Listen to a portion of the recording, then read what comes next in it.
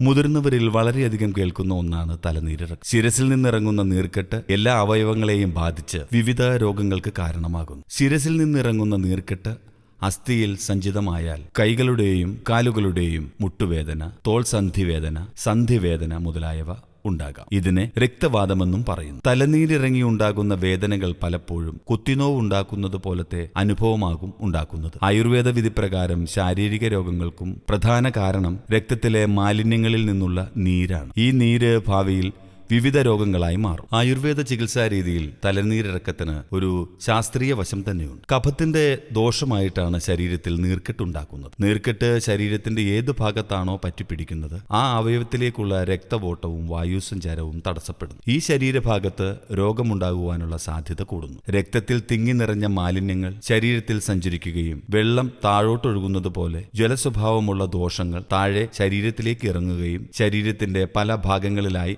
പറ്റിപ്പിടിക്കുകയും ചെയ്യുന്നു. വ്യായാമം ചെയ്യാതിരിക്കുക, അമിതമായ ആഹാരം കഴിക്കുക, കഫസ്വഭാവമുള്ള ആഹാര സാധനങ്ങൾ കഴിക്കുക, ക്രമം തെറ്റിയ ആഹാര രീതികൾ എന്നിവയും ഒഴിവാക്കേണ്ടതാണ്. കഴിയുന്നതും പകലുറക്കം ഒഴിവാക്കുക. ചൂടുവെള്ളം മാത്രം കുടിക്കാൻ ശ്രദ്ധിക്കുക. അമിതമായ ഉപ്പ്, എരിവ് എന്നിവ ഒഴിവാക്കുക.